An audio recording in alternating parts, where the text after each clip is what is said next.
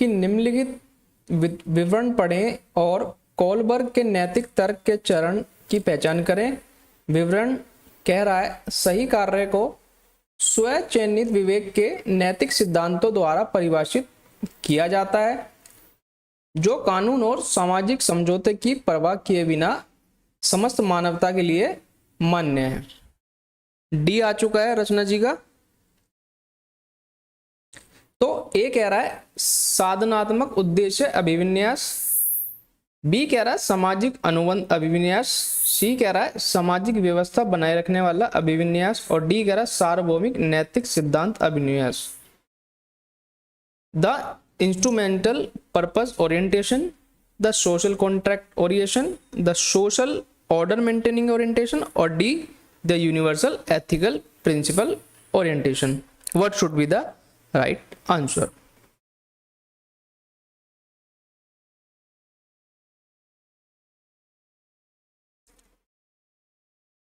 बताएंगे, बाकी साथी भी अपना अपना आंसर कमेंट करेंगे।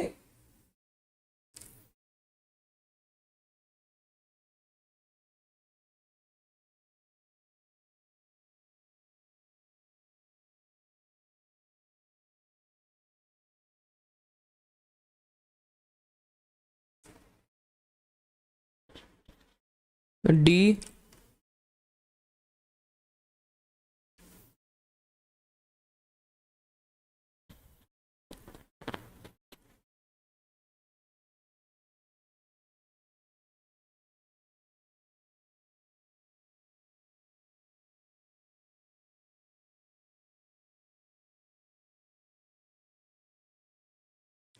जल्दी जल्दी से उत्तर बताएंगे क्या इसका सही उत्तर हो जाएगा और सेशन को लाइक जरूर से कर दें।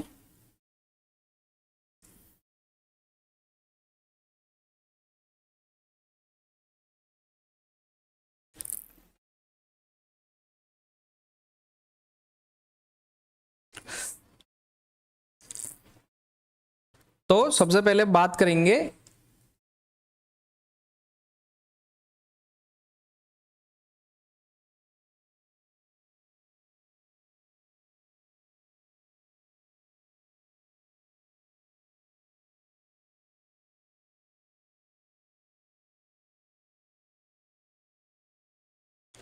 तो आपके लॉरेंस कोलबर्ग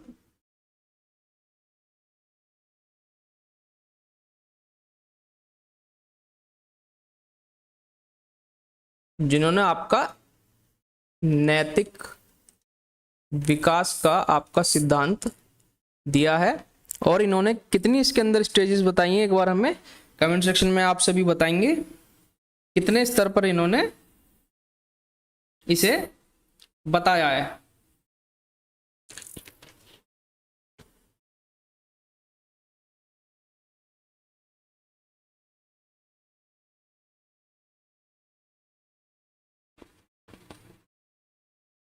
तो इसके आपके लेवल 3 देखने को मिलते हैं, लेवल 1, लेवल 2 और लेवल 3।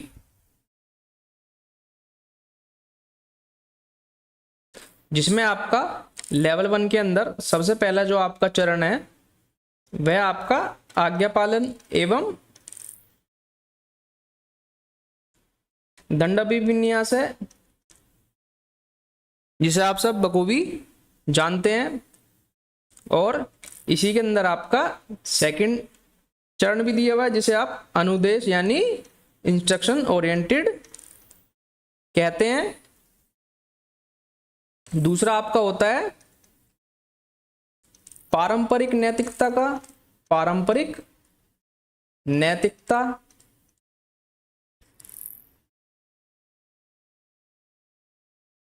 जिसमें आपका तीसरे चरण की बात की जाती है जो कि सबसे फेमस आपका टॉपिक रहता है सीटेट का, जिसे हम अच्छा लड़की, अच्छा लड़का तथा अच्छी लड़की अभिविन्यास के नाम से जानते हैं।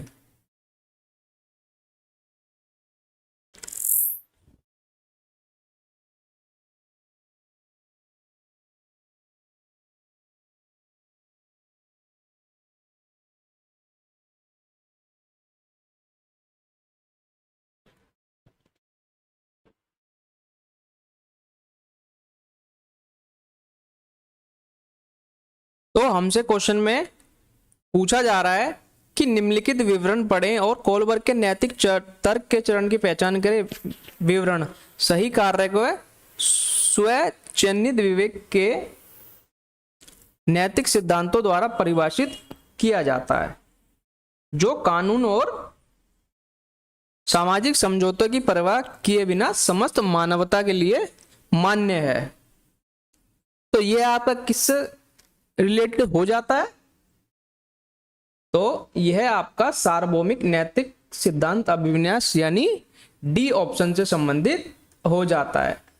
तो डी ऑप्शन वाले सभी सही हो जाते हैं, the universal ethical principle orientation. तो D should be the right answer. Rachna ji आपका आंसर एकदम करेक्ट है। क्वेश्चन नंबर सेकंड पर अब हम चलेंगे। क्वेश्चन नंबर सेकंड आप सभी की स्क्रीन पर क्वेश्चन को पढ़ें और उसका आंसर करने की कोशिश करें।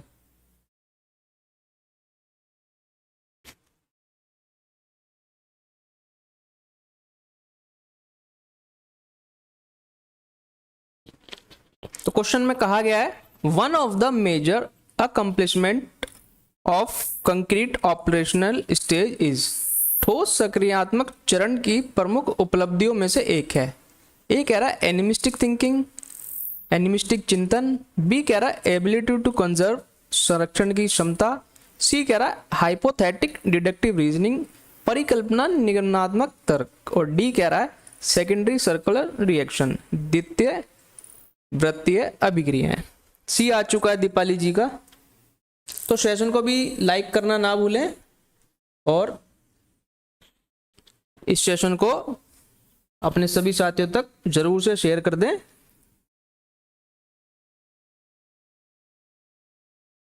तो संरक्षण इसमें पूछा गया है कि ठोस सक्रियात्मक यानी कंक्रीट ऑपरेशनल। तो कंक्रीट ऑपरेशनल आपका किस स्टेज की बात यहां पर की जा रही है? तो ये आपकी की जा रही है 7 से 11 वर्ष के बारे में, जिसके बारे में जीन पियाजे ने आपका स्टेजेस के बारे में बताया है। तो पियाजे जी ने इस स्टेज के बारे में आपको बिल्कुल अच्छे तरीके से वर्णन किया है। तो ठोस सक्रियात्मक चरण जो कि 7 से 11 वर्ष की अवधि के अंतर्गत देखा जाता है, तो इसके अंदर आपकी कौन सी क्षमता यानी कौन सी एक प्रमुख उपलब्धि के नाम से जानी जाती है? बी आ चुका है, सी आ चुका है। तो इसके अंतर्गत आपकी संरक्षण की क्षमता यानी एबिलिटी टू कंजर्व डेवलप होती है, जिसे आप एक उपलब्धि के रूप में भी मान सकते हैं। तो बी इसका राइट आंसर हो जाएगा। जी रक्षा जी बी राइट आंसर है। दीपाली जी बी सही हो जाएगा। रचना जी 2 का सी नहीं बी होगा जी, कंजर्वेशन, जो कि जीन पियाजे ने अपनी स्टेज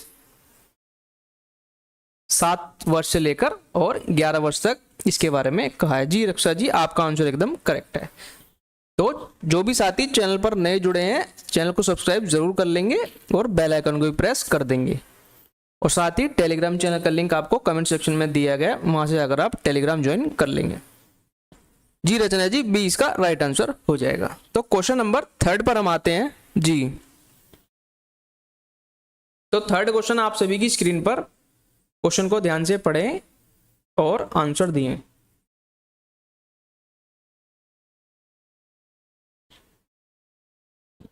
तो क्वेश्चन 3 कह रहा है कंस्ट्रक्टिविस्ट सच एज जीन पियाजे and Lev Vygotsky view learning as. Jean पियाजे और लेव वाइगोस्की जैसे रचनावादी सीखने को इस रूप में देखते हैं। ए कह रहा है एक्विजिशन ऑफ स्किल, कौशलों का अर्जन। बी कह रहा है कंडीशनिंग ऑफ रिस्पॉन्सेज, प्रतिक्रियाओं का अनुकूलन। सी कह रहा है पैसिव रेपिटेटिव प्रोसेस, निष्क्रिय दोहरा प्रक्रिया। और सी कह रहा है process of meaning making by active engagement, सक्रिय सहभागिता द्वारा अर्थ निर्माण की प्रक्रिया। तो डी आ चुका है। रक्षा जी दीपाली जी दोनों का आपका डी आ चुका है।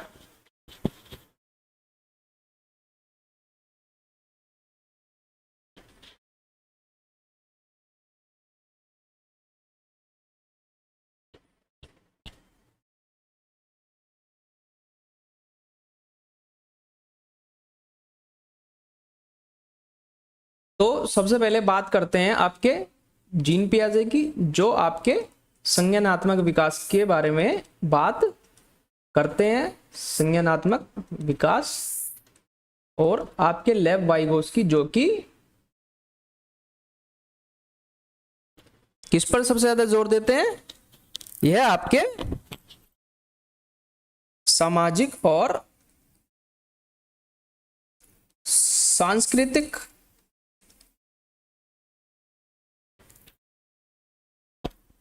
अवधारणाओं पर जोर देते हैं।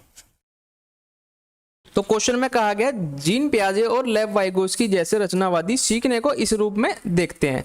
तो दोनों ही बच्चों को एक एक्टिव, जीन पियाजे, जी दीपाली जी, जीन पियाजे का कोग्निटिव डेवलपमेंट के बारे में क्वेश्चन में कहा गया है, और लेव वाइगोस्की जो आपके सोशल कॉन्ट्रैक्ट के बारे में बात करते हैं। तो कौशलों के अर्जन के बारे में बात हो रही है? जी नहीं।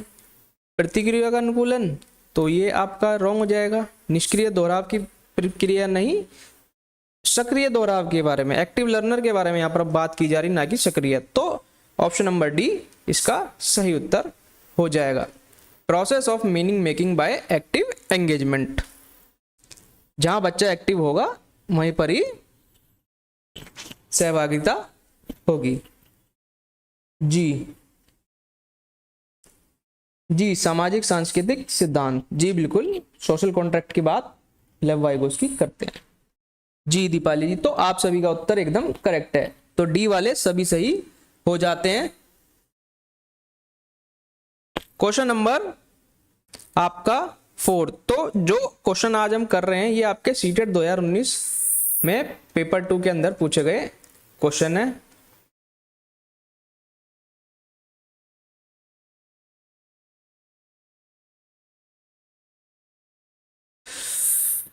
जी नेक्स्ट क्वेश्चन आपकी स्क्रीन पर आ चुका है। क्वेश्चन को पढ़ें और उसका आंसर करें।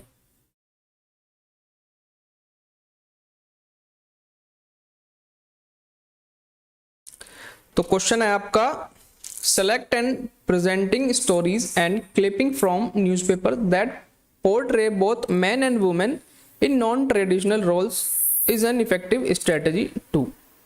समाचार पत्रों से ऐसी कहानियां और कतरनों का चयन और प्रस्तुतिकरण जो पुरुषों और महिलाओं दोनों को गैर पारंपरिक भूमिकाओं में चित्रित करती हैं और एक प्रभावी रणनीति है। तो promote gender bias, promote gender consistency, encourage stereotypical gender roles, और डी काउंटर जेंडर स्टीरियोटाइप्स। लैंगिक पूर्वाग्रह को बढ़ावा देने के लिए, लैंगिक स्थिरता को बढ़ावा देने के लिए, लैंगिक भूमिकाओं को प्रोत्साहित करने के लिए, या फिर लैंगिक रूढ़िवादिता का विरोध करने के लिए। तो क्या इसका सही उत्तर हो जाता है? तो डी आ चुका है। जी रचना दी, ऑप्शन क्वेश्चन नंबर 3 का डी हो जाएगा। रक्षा जी का डी आ चुका है। बाकी सब भी अपना अपना आंसर बताएं।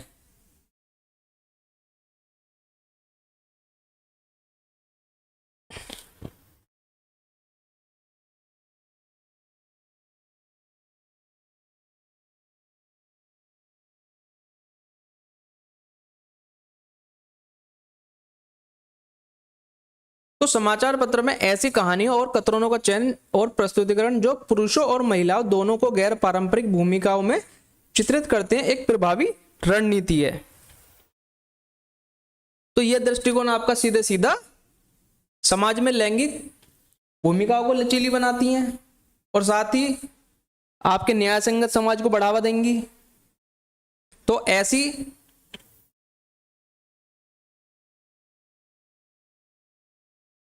धारणाओं के बारे में आप क्या करेंगे?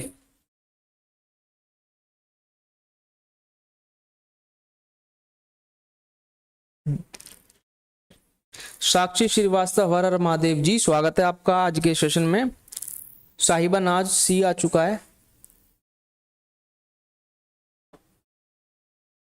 तो ऐसी स्थिति में आप केवल और केवल काउंटर जेंडर स्टीरियोटाइप्स का यूज करेंगे लैंगिक रूढ़िवादिता का विरोध करने के लिए, क्योंकि ये स्टेटमेंट आपकी एक नेगेटिव सिचुएशन को बढ़ावा देती है और क्वेश्चन में आपको एलिमिनेशन के माध्यम से बहुत आसानी से क्वेश्चन को किया जा सकता है। तो पहला ऑप्शन कह रहा है लैंगिक पूर्वाग्रह को बढ़ावा देने के लिए, तो बढ़ावा देने के लिए नहीं, यह इसे रोकने के लिए किया जाता है। और ना ही आप स्थिरता को बढ़ावा देंगे, और प्रोत्साहित तो आप कर ही नहीं सकते क्योंकि स्टेटमेंट ही आपकी नेगेटिव रिस्पॉन्स दे रही है। तो डी इसका राइट आंसर हो जाएगा। Option number D should be the right answer. Question number 5 पर हम आ चुके हैं। जी साक्षी जी, डी राइट हो जाएगा। साहिबा नाथ जी, सी नहीं होगा।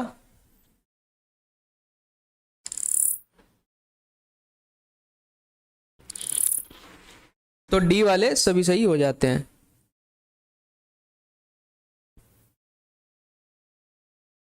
जी रचना जी, डी इसका राइट आंसर हो जाएगा।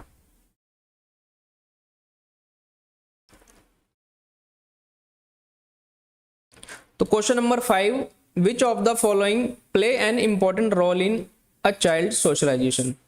Media, school, family, neighbourhood. निम्नलिखित में से कौन से एक बच्चे के समाजीकरण में महत्वपूर्ण भूमिका निभाता है?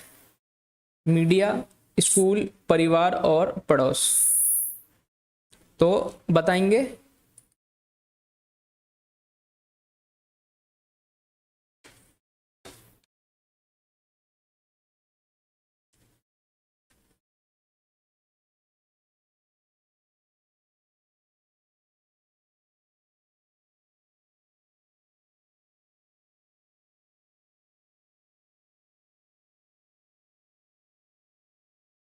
ऑल आ चुका है, 5 का डी आ चुका है, साक्षी जी का ऑल आ चुका है, दीपाली जी ऑल आ चुका है।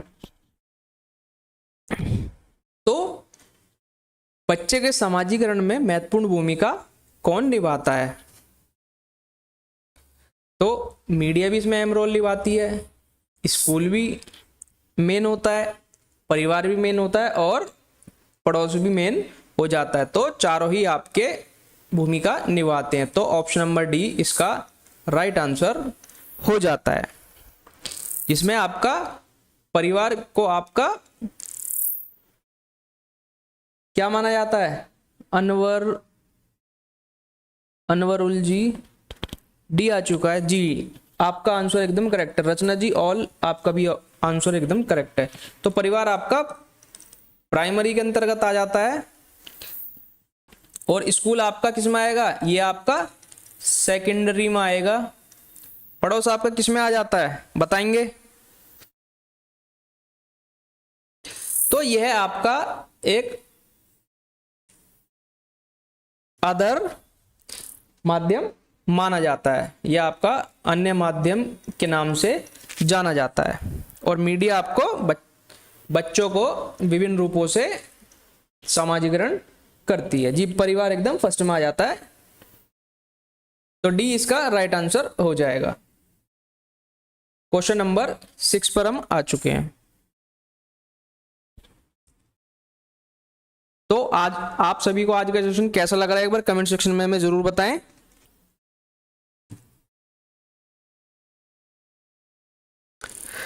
तो क्वेश्चन नंबर 6 कह रहा है जी पड़ोस तृतीय में आ जाता है। तो आप सभी का आंसर एकदम करेक्ट है, डी वाले सभी सही हो जाते हैं। तो क्वेश्चन नंबर 6, हार्वर्ड गार्डनर के बहुबुद्धि सिद्धांत के अनुसार निम्नलिखित विशेषता वाले व्यक्ति की बुद्धि को कैसे वर्गीकृत किया जाता है? विशेषताएं: दूसरों के मूड, स्वभाव, प्रेरणाओं और इरादों का उचित रूप से पता लगाने और प्रतिक्रिया देने की क्षमता। ए कह रहा है प्राकृतिक, बी कह रहा है इंटरपर्सनल यानी अंतर्वैयक्तिक, सी कह रहा है इंटरपर्सनल यानी पारस्परिक और डी कह रहा है थेरापेटिक उपचारात्मक। सी आ चुका है, सी आ चुका है। जी inter means other, intra means self. जी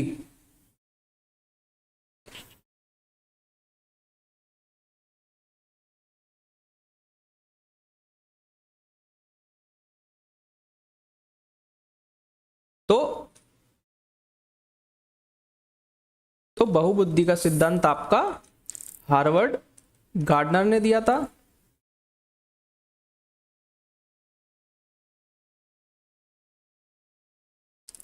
तो क्वेश्चन में आपसे कहा गया है कि निम्नलिखित विशेषता वाले व्यक्ति की बुद्धि को कैसे वर्गीकृत किया जाए। तो आपको ये स्टेटमेंट दी गई है, यहाँ से लेके विशेषताएं से लेके और यहाँ तक, तो ये आपको चेक करनी है, उसके अनुसार आपको आंसर देना है। तो दूसरों के मूड, स्वभाव, प्रेरणाओं और इरादों का उचित रूप से पता लगाने और प्रतिक्रिया देने की क्षमता, तो ये किसके अंतर्गत आती है?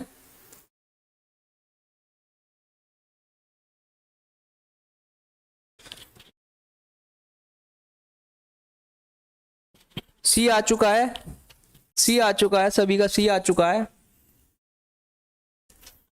तो सेशन में जो भी नए जुड़े हैं चैनल को सब्सक्राइब जरूर कर लें और बेल आइकन को प्रेस कर दें। तो यह आपका इंटरपर्सनल की ओर इशारा कर रहा है, यानी पारस्परिक रूप से इस बारे में बात हो रही है जो कि इंटरपर्सनल की ओर इंडिकेट करता है। तो सी इसका राइट आंसर हो जाएगा, जो कि हार्वर्ड गार्डनर के बहुबुद्धि सिद्धांत के अंतर्गत बात की जा रही है। तो सी इसका राइट आंसर हो जाता है। C should be the right answer.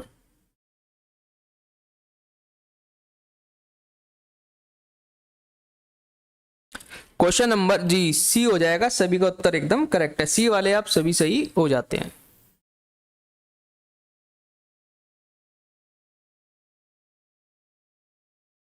Question number 7,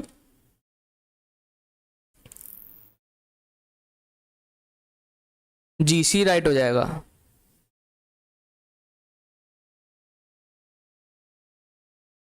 question number 7 कह रहा है बच्चों के मूल्यांकन के लिए निम्नलिखित में से कौन से कारण होने चाहिए? Which of the following should be the reason for assessment of children?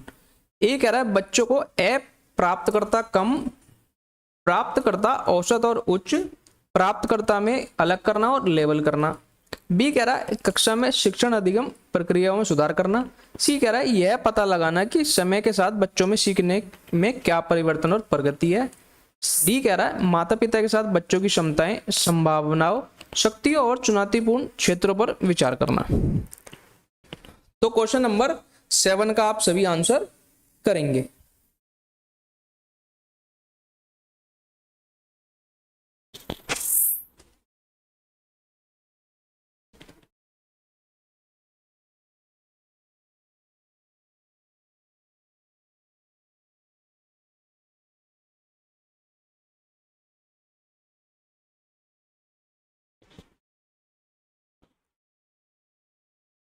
सी आ चुका है, रक्षा जी का सी आ चुका है, 7 का सी, साहिबा नाथ जी का सी आ चुका है।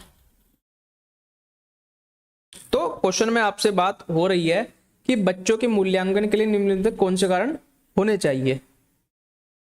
तो ए कह रहा है बच्चों को ए प्राप्त करता, तो बच्चों को ए प्राप्त करता नहीं, प्राप्तकर्ता के रूप में आप देखेंगे तो ए यहीं पर गलत हो जाता है, तो ए को आप यहीं से एलिमिनेट कर देंगे। तो ए यहां से भी गलत हो जाएगा, यहां से भी गलत हो जाएगा, तो दो ऑप्शन आपके गलत हो चुके हैं। बी कह रहा है कक्षा में शिक्षण अधिगम प्रक्रिया में सुधार करना, बिल्कुल राइट हो जाता है। सी कह रहा है यह पता लगाना कि समय के साथ बच्चों में सीखने में क्या परिवर्तन और प्रगति है, तो यह भी राइट हो जाता है, जो कि मूल्यांकन की दृष्टि से उचित माना जाता है। डी कह रहा है माता पिता के साथ बच्चों की क्षमता, संभावनाओं, शक्तियों और चुनौतीपूर्ण क्षेत्रों पर चर्चा करना, तो सेकंड, थर्ड और फोर्थ राइट हो जाते हैं। तो किस में दिया है आपके? ऑप्शन नंबर सी में दिया गया है, तो सी इसका राइट आंसर हो जाएगा। तो सी वाले आप सभी सही हो जाते हैं।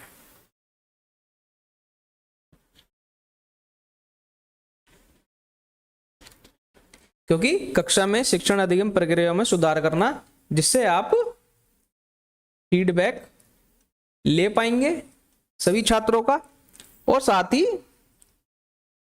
बच्चों के सीखने में क्या परिवर्तन हुआ है, इससे भी आप उनकी प्रगति यानी प्रोग्रेस के बारे में जान पाएंगे। और माता पिता के साथ बच्चों की क्षमता और संभावना, शक्ति और चुनौतीपूर्ण क्षेत्रों पर चर्चा कर रहे हैं, जिससे उन्हें अपने बच्चे के सुधार के बारे में पता लग सके।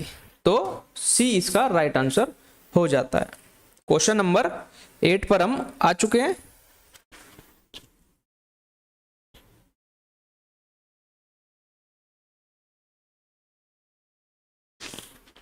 तो पढ़ेंगे क्वेश्चन और उसका आंसर करने की कोशिश करेंगे। तो क्वेश्चन नंबर 8 कह रहा है, which of the following is central to the concept of progressive education. निम्नलिखित में से कौन प्रगतिशील शिक्षा की अवधारणा का केंद्र बिंदु है। ए कह रहा है टेक्स्ट बुक सेंटर लर्निंग, पाठ्य पुस्तक केंद्रित शिक्षा। बी कह रहा है believe in capability and potential of every child, प्रत्येक बच्चे की क्षमता और संभाव्यता में विश्वास। सी कह रहा है स्टैंडर्ड इंस्ट्रक्शन एंड असेसमेंट, मानक निर्देश और मूल्यांकन। और डी कह रहा है extending motivation and uniform assessment parameter, बाह्य प्रेरणा और एक समान मूल्यांकन मानदंड। तो बी आ चुका है 8 का, कुमारी ममता जी 7 का सी हो जाएगा। आपका आंसर एकदम करेक्ट है। दीपाली जी आपका भी आंसर एकदम करेक्ट है। तो सी 7 का, जिसने भी ऑप्शन नंबर सी कमेंट किया है, आप सभी का आंसर एकदम करेक्ट है। तो रक्षा जी का बी आ चुका है, दीपाली जी का बी, दिव्या कुमारी बी, साहिबा नाज बी, निकत बानो बी। तो बी सभी का आंसर आ चुका है। तो कौन प्रगतिशील शिक्षा की अवधारणा का केंद्र बिंदु है। पाठ्यपुस्तक केंद्रित शिक्षा, जी नहीं। ये तो वैसे ही आपकी नेगेटिव स्टेटमेंट होती दिख रही है, तो आप इसे यहीं से एलिमिनेट कर देंगे। रचना जी 8 का बी हो जाएगा जी। साक्षी श्रीवास्तव 8 का बी। प्रत्येक बच्चे की क्षमता और संभाव्यता में विश्वास, बिल्कुल। जब तक आप प्रत्येक बच्चे की क्षमता में विश्वास नहीं करेंगे तब तक कैसे प्रगतिशील कक्षा की ओर आप जा सकेंगे। तो आपको सभी छात्रों को एक समान रूप से देखते हुए बच्चों की संभाव्यता और क्षमता में विश्वास रखना है। तो ये स्टेटमेंट आपकी राइट होती दिख रही है। सी कह रहा है मानक निर्देश, तो स्टैंडर्ड इंस्ट्रक्शन आप नहीं दे सकते, ये एक नेगेटिव स्टेटमेंट हो जाती है। डी कह रहा है बाह्य प्रेरणा, तो बाह्य प्रेरणा नहीं, आपकी आंतरिक प्रेरणा। बाह्य प्रेरणा से केवल आप उसे मास्टरी ओरिएंटेड बना पाएंगे, ना कि इंटरनली मोटिवेटेड। तो बी इसका राइट आंसर हो जाता है। Believe in the capability and potential of every child, जी बाल केंद्रित होती है, जी बिल्कुल। आप बी वाले सभी सही हो जाते हैं। तो आप सभी का आंसर एकदम option number b, question number 8 का करेक्ट है। क्वेश्चन नंबर 9 पर आ चुके हैं। क्वेश्चन को पढ़ेंगे और उसका आंसर करेंगे। तो जो भी साथी सेशन में नए जुड़े हैं, आप सभी चैनल को सब्सक्राइब जरूर कर लेंगे और बेल आइकन को भी प्रेस कर देंगे। साथ ही टेलीग्राम का लिंक आपको कमेंट सेक्शन में दिया गया, वहां से जाकर आप टेलीग्राम भी ज्वाइन कर लेंगे। वहां पर आपको इस क्लास की पीडीएफ अपलोड कर दी जाएगी। Intrinsic motivation mastery oriented and external motivation performance oriented, जी बिल्कुल रक्षा जी। क्वेश्चन नंबर 9 पर हम आ चुके हैं। क्वेश्चन को पढ़ेंगे और उसका आंसर करेंगे।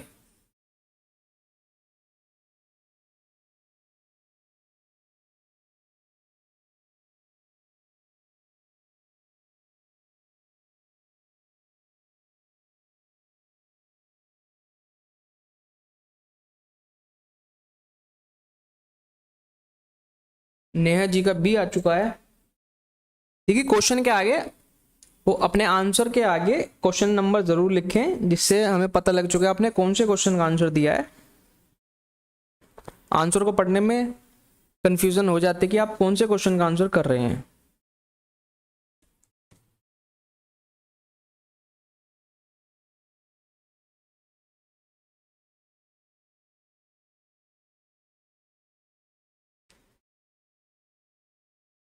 तो क्वेश्चन नंबर 9 कह रहा है to understand individual differences in development it is important. विकास में व्यक्तिगत अंतरों को समझने के लिए यह महत्वपूर्ण है कि ए कह रहा है उन वंशानुगत विशेषताओं पर ध्यान दिया जाए जो प्रत्येक व्यक्ति को जीवन में एक विशेष शुरुआत प्रदान करती है।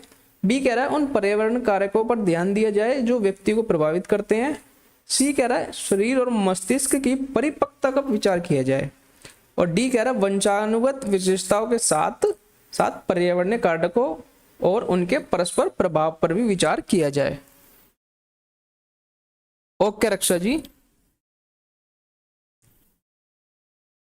अपराज जी 9 का बी आ चुका है, साहिबा नाज डी, रक्षा जी का डी आ चुका है, दीपाली जी डी आ चुका है, साक्षी जी का डी आ चुका है।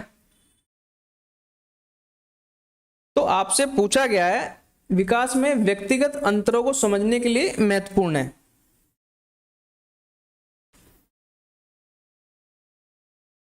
तो व्यक्तिगत अंतरों को जानने के लिए आप किससे से रिलेट कर पाएंगे? तो ये आपके आनुवांशिकता तथा आनुवांशिकता और पर्यावरण दोनों का आपका संयुक्त क्रिया मानी जाती है। तो क्वेश्चन में कहा गया है कि समझने के लिए महत्वपूर्ण है। तो एक कह रहा है उन वंशानुगत विशेषताओं पर ध्यान दिया जाए जो प्रत्येक व्यक्ति को जीवन में एक विशेष शुरुआत प्रदान करती हैं। जी नहीं। उन पर्यावरण कारकों पर ध्यान दिया जाए जो व्यक्ति को प्रभावित करते हैं। जी ये बिल्कुल नहीं होगा। सी कह रहा है शरीर और मस्तिष्क की परिपक्वता पर विचार किया जाए। जी नहीं। और सी कह रहा है वंशानुगत विशेषताओं के साथ साथ पर्यावरणीय कारकों और उनके परस्पर प्रभाव पर विचार किया जाए। तो जैसा मैंने आपको बताया ये दोनों आनुवंशिकता और पर्यावरण का मिश्रण है। तो इसके अकॉर्डिंग आपका राइट आंसर डी हो जाता है। जी फास्ट ही करा रहे हैं। जी दीपाली जी सबसे पहले आपने डी दिया है, आपका आंसर एकदम करेक्ट है। जी सबसे बेस्ट आंसर डी होगा क्योंकि 3 आपकी नेगेटिव स्टेटमेंट हो रही है। जी रक्षा जी आपका भी डी ही था। कुमारी ममता जी डी आ चुका है। तो आप सभी कमेंट में ना लड़ें, आप सभी का आंसर एकदम कमेंट है। आप सभी हमारे लिए प्रायोरिटी हैं, तो सबका ऑप्शन बिल्कुल करेक्ट है और आप सभी ने सबसे पहले आंसर किया है। तो 9 का डी सही हो जाएगा। क्वेश्चन नंबर 10 पर आ चुके हैं। क्वेश्चन नंबर 10 का आंसर करेंगे।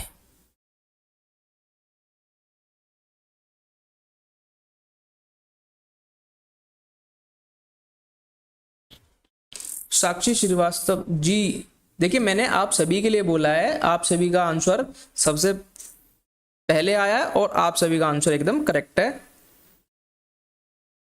देखिए आप सभी के कमेंट मेरे को विजिबल है और मैं सभी के कमेंट भी पढ़ रहा हूं, तो आप उस चीज से निश्चिंत रहें। देखिए आप सब हमारे लिए फर्स्ट प्रायोरिटी हैं, आपकी वजह से ही हम हैं, तो आप इस चीज को नेगेटिव वे में ना लें। आप सभी सिंसियर स्टूडेंट्स हैं, तो आप सभी को ये चीजें शोभा नहीं देती है। तो आप सब क्लास के अंदर उसी तरीके से बने रहे जैसे आप डेली बने रहते हैं। तो क्वेश्चन नंबर 10 पर हम आ चुके हैं। क्वेश्चन नंबर 10 को पढ़ेंगे। तो क्वेश्चन नंबर 10 कह रहा है which of the following is not a principle of development. निम्नलिखित में से कौन सा विकास का सिद्धांत नहीं है। 10 का डी आ चुका है। कुमारी ममता जी, साहिबानाथ जी, रक्षा जी, दीपाली जी, रक्षा जी। तो कौन सा सिद्धांत नहीं है? जी रक्षा जी नेगेटिव पूछा गया। दीपाली जी डी आ चुका है। अपराध जी 10 का बी आ चुका है। तो क्वेश्चन को पढ़ेंगे। तो ए कह रहा है अलग अलग व्यक्ति अलग अलग दरों पर विकसित होते हैं। बी कह रहा है विकास अपेक्षाकृत व्यवस्थित होता है। सी कह रहा है विकास एक निश्चित समयावधि में धीरे धीरे होता है। और डी कह रहा है विकास का सटीक क्रम और प्रकृति जन्म के समय ही निर्धारित हो जाती है। तो बेहद ही आसान प्रश्न जिसे आप ऑप्शन एलिमिनेशन के माध्यम से बहुत आसानी से कर सकते हैं। अपरा जी डी आ चुका है। दीपाली जी जन्म के साथ क्रम निश्चित होता है। जी बिल्कुल आपकी स्टेटमेंट भी राइट है।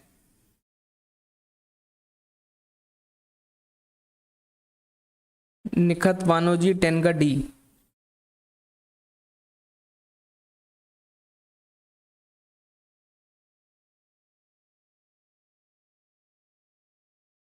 तो विकास आपका एक गतिशील प्रक्रिया होती है तो ए कह रहा है व्यक्ति अलग अलग दरों पर विकसित होते हैं, जी नहीं। बी कह रहा है विकास अपेक्षाकृत व्यवस्थित होता है, जी नहीं, ऑर्डरली नहीं होता है। डी सही होगा 10 का। पैटर्न सेम होता है, रेट अलग होता है, जी बिल्कुल रक्षा जी। एस रेजा जी स्वागत है आपका। रचना जी का डी आ चुका है जी। अस्सलाम वालेकुम। वालेकुम सलाम। स्वागत है आप सभी का आज के सेशन में। रक्षा जी मल्टी डायमेंशनल होता है। दीपाली जी उड़ा दो डी को, जी बिल्कुल उड़ाएंगे। तो विकास एक निश्चित समय अवधि में धीरे धीरे होता है, जी नहीं। तो निश्चित नहीं होता है, ये आपका चलता रहता है। और डी कह रहा है विकास का सटीक क्रम और प्रकृति जन्म के समय ही निर्धारित हो जाती है, तो ये भी नहीं होती है। तो डी ही रॉन्ग आपसे पूछा है, तो डी हो जाएगा जी बिल्कुल। विकास रुकता नहीं, वॉर्म टू टॉम चलता है। सॉरी आपसे पूछा ही गलत गया है, तो हम गलत की ओर जाएंगे। तो ये 3 स्टेटमेंट आपकी सही हैं और ये लास्ट की स्टेटमेंट आपकी गलत हो जाती है। सॉरी थोड़ा कंफ्यूजन हो गया था, मैं सबको किसी और वे में ले गया था, तो माफी चाहते हैं। तो डी इसका राइट आंसर हो जाएगा। गलत पूछा गया तो गलत आपका ऑप्शन नंबर डी हो जाएगा। तो डी वाले सभी सही हो जाते हैं। तो अब आप सभी अब कमेंट में बिल्कुल भी नहीं लड़ेंगे। तो मैंने आप सभी को बता दिया है कि डी जिसने भी ऑप्शन कमेंट किया है आप सभी का आंसर एकदम करेक्ट है। इतने सारे आपके कमेंट हो जाते हैं तो नाम पढ़ना पॉसिबल नहीं हो पाता है, तो आप सभी कोई भी परेशान नहीं होगा। डी आ चुका है सभी का। Question number 11। तो आप सभी को आज का सेशन कैसा लग रहा है एक बार कमेंट सेक्शन में कमेंट कर देंगे। क्या आपको कोई सजेशन कोई फीडबैक है तो वो भी कमेंट कर देंगे, तो बताएंगे कि आपका आज का सेशन कैसा लग रहा है।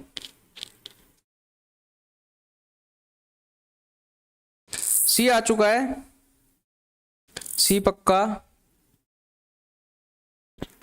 जी। रक्षा जी लगता है आज सारे क्वेश्चन आप फर्स्ट टाइम में ही उड़ा देंगे। दीपाली जी बहुत बहुत धन्यवाद आपका। तो क्वेश्चन नंबर 11 कह रहा है several research studies show that teacher have more overall interaction with boy than girls, what is the correct explanation for this. जी बहुत बहुत धन्यवाद आपका दीपाली जी। देखिए इतने सारे लोग हैं क्लास के अंदर, मगर कमेंट केवल कुछ ही लोगों के आते हैं, तो आप ऐसा ना करें, ऐसा डिस्क्रिमिनेशन ना करें। आप सभी हमारे लिए बराबर हैं।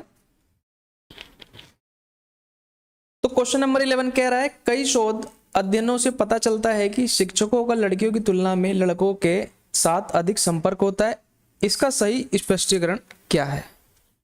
ए कह रहा है लड़कों में लड़कियों की तुलना में कई अधिक शैक्षणिक क्षमताएं होती हैं। बी कह रहा है लड़कों को लड़कियों की तुलना में अधिक ध्यान देने की आवश्यकता होती है। सी कह रहा है यह शिक्षण में लैंगिक पूर्वाग्रह का एक उदाहरण है। और डी कह रहा है कक्षा में लड़कियों की तुलना में लड़कों को प्रबंधित करना आसान होता है। तो सही स्पष्टीकरण पूछा गया आपसे।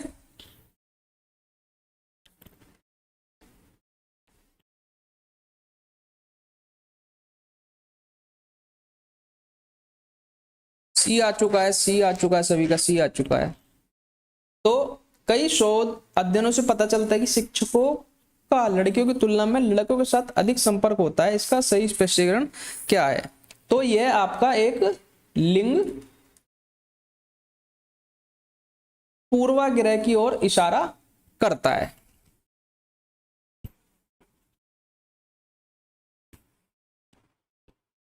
तो यह स्टेटमेंट आपकी लिंग पूर्वाग्रह की ओर इशारा कर रही है।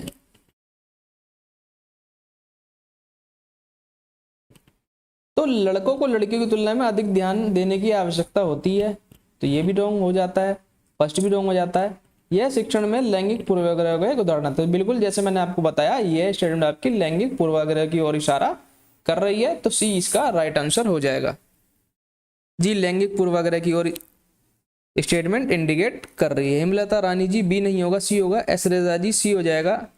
साक्षी श्रीवास्तव सी, उमा यादव जी आपका आंसर एकदम करेक्ट है, सी हो जाएगा 11 का सी। अपराजी, कुमारी ममता जी, दीपाली जी, रक्षा जी, रचना जी, आप सभी का आंसर सी एकदम करेक्ट हो जाता है। जी सीडीपी की क्लास नहीं चलती है, एसएसटी की आपकी क्लास कंप्लीट हो चुकी है, तो प्लेलिस्ट में जाकर आप चेकआउट कर लेंगे। जी अपराजी सी हो जाएगा। चलते हैं क्वेश्चन नंबर 12 की तरफ।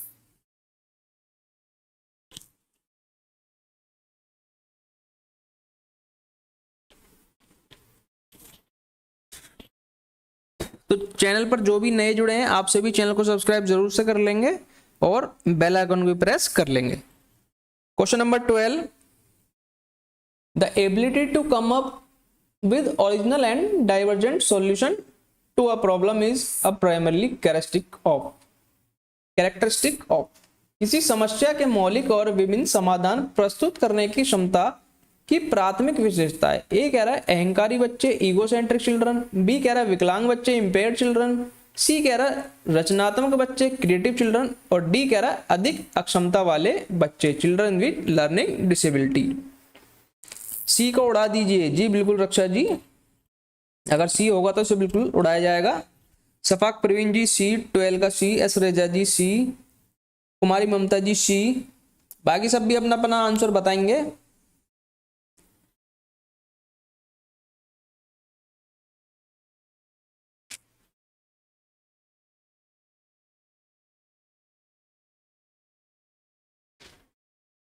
तो किसी समस्या के मौलिक और विभिन्न समाधान प्रस्तुत करने की क्षमता की प्राथमिक विशेषता आपकी किसके अंतर्गत होती है? तो यह आपकी क्रिएटिव चिल्ड्रन के अंदर देखने को मिलती है, यानी रचनात्मक बच्चों के अंदर देखने को मिलती है। तो रचनात्मक बच्चों के अंदर देखने को मिलती है, तो आप ऑप्शन को यहीं से उड़ा देंगे। जी Deepali ji, creative children is the best for children. जी बिल्कुल। साक्षी श्रीवास्तव जी, क्रिएटिव चिल्ड्रन सही हो जाता है। तो किसमें दिया गया आपका? ऑप्शन नंबर सी में दिया गया है क्रिएटिव चिल्ड्रन, तो सी इसका सही उत्तर हो जाता है। C should be the right answer. Apara ji 12 का सी हो जाएगा। दीपाली जी, साक्षी श्रीवास्तव जी, सफाक प्रवीण जी, एसरेजा जी, रचना जी, रक्षा जी, अपरा जी, आप सभी का आंसर एकदम करेक्ट है, तो सी इसका सही आंसर हो जाएगा। तो सेशन को भी लाइक करते रहेंगे, सेशन को लाइक करने में कोई कंजूसी ना करें। क्वेश्चन नंबर 13 पर हम आ चुके हैं। जी सी को हमने उड़ा दिया है, तहस नहस कर दिया है। आपके अनुसार हमने आज सी को उड़ा दिया। तो आशा करते हैं कि आप सभी अपना प्यार इसी प्रकार हमारे साथ बनाए रखेंगे, आपके अपने परिवार के साथ इसी प्रकार जुड़े रहेंगे। क्वेश्चन नंबर 13 को पढ़ेंगे। क्वेश्चन नंबर 13 में कहा गया है, what instruction adaptation should a teacher make while working with the student who are visually challenged. एक शिक्षक को दृष्टिवादी छात्रों के साथ काम करते समय क्या निर्देशात्मक अनुकूलन करने चाहिए? ये कह रहा है स्पष्ट रूप से बोलें और स्पर्श सामग्री का भरपूर उपयोग करें। बी कह रहा है विभिन्न प्रकार की दृश्य प्रस्तुतियों का उपयोग करें। सी कह रहा है खुद को इस तरह से उन्मुख करें कि छात्र उसे ध्यान से देख सके। डी कह रहा है विभिन्न प्रकार के लिखित कार्यों पर ध्यान केंद्रित करें, विशेष रूप से वर्कशीट पर। तो 13 का राइट आंसर बताएंगे।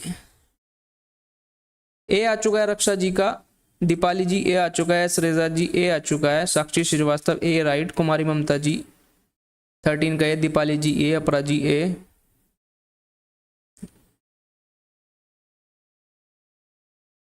तो speak clearly and use a lot of touch and feel materials, use a variety of visual representation, orient herself so that the student can watch her closely, focus on a variety of written tasks especially worksheet। Uma Yadav 13 का ए, my mom's world D आ चुका है। तो channel में जो भी नए जुड़ रहे हैं आप सभी चैनल को सब्सक्राइब कर लेंगे और साथ ही बेल आइकन को भी प्रेस कर देंगे।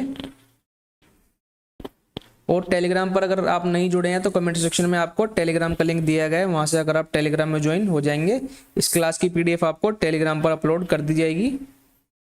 तो एक शिक्षक को दृष्टिबाधित छात्रों के साथ काम करते समय क्या निर्देशात्मक अनुकूलन करने चाहिए?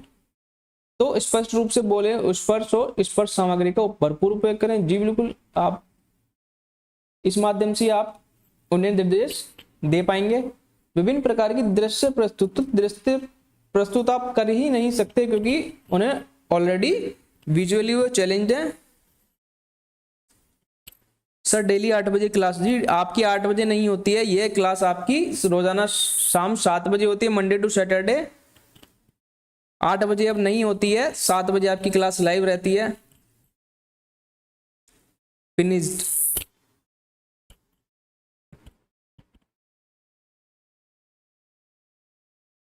नितिन पांडे ए, खुद को इस तरह से उन्मुख करे कि छात्र देख सके, तो वो ऑलरेडी विजुअल इंपेयर तो देख कैसे पाएंगे, तो ये भी रॉन्ग हो जाएगा। विभिन्न प्रकार के लिखित कार्यों पर, तो लिखित कार्य आप दे ही नहीं सकते क्योंकि विजुअली इंपेयर्ड छात्र कैसे लिखित कार्य को कर पाएंगे। तो तीनों ही आपके रॉन्ग हो जाते हैं, 2 भी रॉन्ग है, सी भी रॉन्ग है, डी भी रॉन्ग है, तो ए इसका राइट आंसर हो जाएगा। नीतू कुमारी ए, बिल्कुल आपका आंसर एकदम करेक्ट है, तो ए इसका राइट आंसर हो जाएगा। सफाक परवीन 5 बजे करो। देखिए अभी फिलहाल आपकी क्लास इतने दिनों से वैसे भी नहीं हो पा रही थी, तो आज आपकी क्लास हुई है, तो कोशिश करेंगे कि इस सीरीज के कंप्लीट होने के बाद आपकी क्लास का टाइम शायद चेंज हो, तो जैसे भी आपका क्लास का टाइम चेंज होता है तो आपको इन्फॉर्म कर दिया जाएगा। तो आप टेलीग्राम चैनल पर जरूर जुड़ जाएं, वहां पर आपको क्लासेस से रिलेटेड सारी इंफॉर्मेशन डेली मिल जाती है। क्वेश्चन नंबर 14 पर आ चुके हैं, तो आप सभी ए वाले सभी सही हो जाते हैं। नीतू कुमारी, नितिन पांडे, दीपाली जी, रक्षा जी, उमा यादव, माही मोहम्मद वर्ल्ड, आपका आंसर गलत है, डी नहीं ए होगा। अपरा जी, दीपाली जी ए सही है, कुमारी ममता जी ए आपका आंसर करेक्ट है। तो बाकी सब भी जिन्होंने ए ऑप्शन कमेंट किया है सबका उत्तर सही है। तो क्वेश्चन नंबर 14 कोऑपरेटिव लर्निंग के बारे में आपसे बात की जा रही है। रक्षा जी का ये आ चुका है, cooperative learning and peer tutoring dash in an inclusive classroom, एक समावेशी कक्षा में सहकारी शिक्षण और सहपाठी शिक्षण डैश। एस रेजा जी ए आ चुका है, दीपाली जी ए आ चुका है, नितिन पांडे ए आ चुका है, सफाक प्रवीण ए आ चुका है, कुमारी ममता ए आ चुका है, अपरा जी 14 का ए लॉक कर दो सर। जी बिल्कुल, तो आप सभी का आंसर ए आ चुका है। ए कह रहा है को सक्रिय रूप से बढ़ावा दिया जाना चाहिए, बी कह रहा है को सक्रिय रूप से हतोत्साहित किया जाना चाहिए, सी कह रहा है कभी कभार इस्तेमाल किया जाना चाहिए, और डी कह रहा है का इस्तेमाल नहीं किया जाए। बेहद ही आसान प्रश्न, इससे आसान प्रश्न आपको शायद ही देखने को मिले। संजय कुमार सिंह 14 का ए आ चुका है। तो ये सब क्वेश्चन आपके सीटेट 2019 पेपर 2 के अंदर पूछे गए हैं, सीडीपी के अंदर, और ये आपका प्रीवियस ईयर क्वेश्चन सारे हम ले रहे हैं। तो एक समावेशी कक्षा में सहकारी शिक्षण और सहपाठी शिक्षण को सक्रिय रूप से बढ़ावा दिया जाना चाहिए, तो ए ही सही हो जाता है, क्योंकि जब तक एक्टिव एंगेजमेंट नहीं होगी तब तक छात्र कैसे समावेशन में कार्य कर पाएंगे।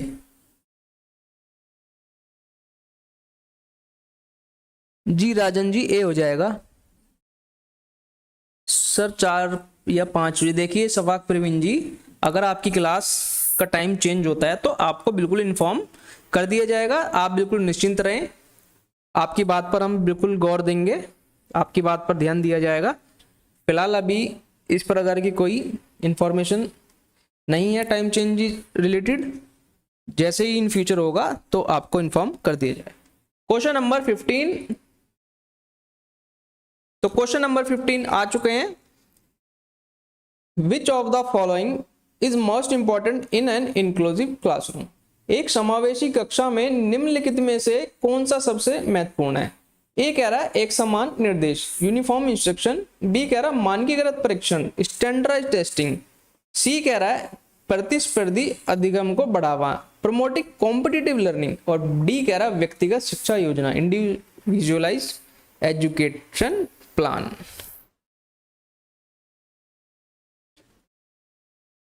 तो ए आ चुका है, ए आ चुका है।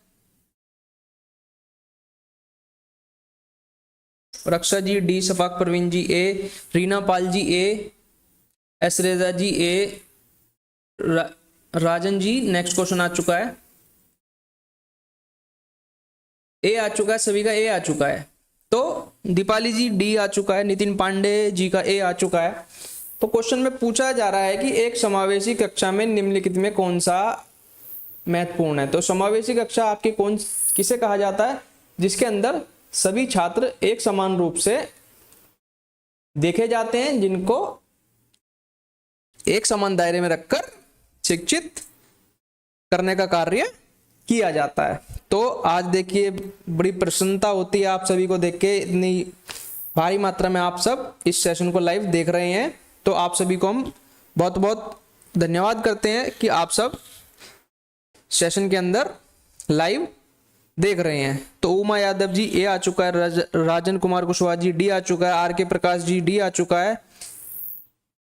तो जहां आपका एक समान पैटर्न फॉलो होगा यानी समावेशी कक्षा उसे कहा जाएगा। तो क्या आप उसमें एक समान निर्देश देंगे? जी नहीं। क्या आप उसमें स्टैंडर्डाइज टेस्टिंग यूज करेंगे? बिल्कुल नहीं। ये दोनों आपकी नेगेटिव स्टेटमेंट की ओर इशारा करती हैं। सी कह रहा प्रतिस्पर्धी अधिगम को बढ़ावा देना। तो प्रतिस्पर्धा की बात इंक्लूसिव क्लासरूम नहीं करता है। समावेशी स्कूल में अलग बच्चे होते ही तो व्यक्तिगत तो ही पढ़ाएंगे। जी दीपाली जी, तो व्यक्तिगत शिक्षा योजना एक समावेशी कक्षा में निम्नलिखित में कौन सा सबसे महत्वपूर्ण है? तो व्यक्तिगत शिक्षा योजना। तो डी ही राइट हो जाता है, individualise education plan. So D should be the right answer. तो रचना जी आपका भी आंसर एकदम करेक्ट है, डी। शफाक प्रवीण जी, दीपाली जी, राजन कुमार कुशवाहा जी, एस रेजा जी, साक्षी श्रीवास्तव जी, उमा यादव जी ए नहीं होगा, डी होगा। आर के प्रकाश जी डी हो जाएगा। नीतू कुमारी जी ए नहीं होगा, डी होगा। नितिन पांडे जी ए नहीं होगा, डी होगा। दीपाली जी डी आपका भी करेक्ट है। अपरा जी ए नहीं होगा, डी होगा। फिर से चेक करें। तो आप सभी डी वाले सभी करेक्ट हो जाते हैं। जी एस रेजा जी, तो आप सभी का बहुत बहुत धन्यवाद। आप सभी आज इतनी भारी मात्रा में सेशन को देख रहे हैं, तो आप सभी को हम बहुत बहुत शुभकामनाएं देते हैं।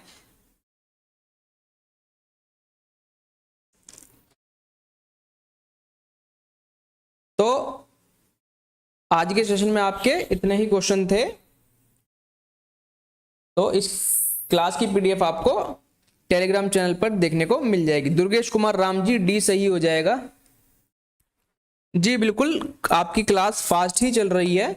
देखिए एक्सप्लेनेशन भी करना होता है बीच बीच में।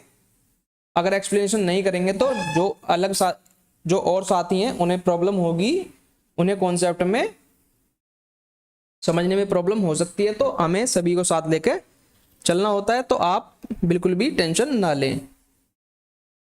तो आज का सेशन आप सभी को कैसा लगा एक बार कमेंट सेक्शन में जरूर से बताएंगे। और अगर आप किसी और चीज़ की क्लासेस चाहते हैं या आपका कोई सजेशन है, कोई क्वेरी है, तो आप हमें ज़रूर बताएं। जी दीपाली जी, साक्षी श्रीवास्तव जी, देखिए क्लास का टाइम आपको ऊपर दिया गया है। आपकी क्लास रोज़ाना 7 बजे लाइव रहती है, मंडे टू सैटरडे। तो आप समय से क्लास में आ जाए कीजिए। जी रक्षा जी, साक्षी जी बहुत बहुत धन्यवाद आपका। रक्षा जी बहुत बहुत धन्यवाद। जी रचना जी बहुत बहुत धन्यवाद आपका भी। तो आपसे भी बिल्कुल भी परेशान ना हो, आपका सेशन ऐसे ही तरीके से डेली चला करेगा। तो आप बिल्कुल भी परेशान नहीं होइएगा।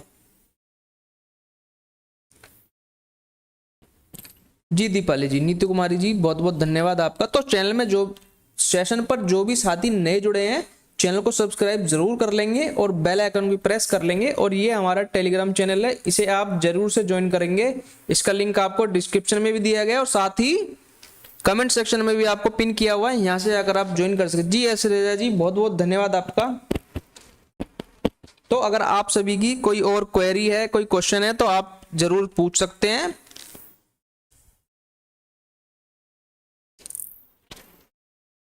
तो कल शाम 7 बजे सेशन में जुड़ना नहीं भूलेंगे, कल शाम 7 बजे। दुर्गेश कुमार जी, बहुत बहुत धन्यवाद आपका।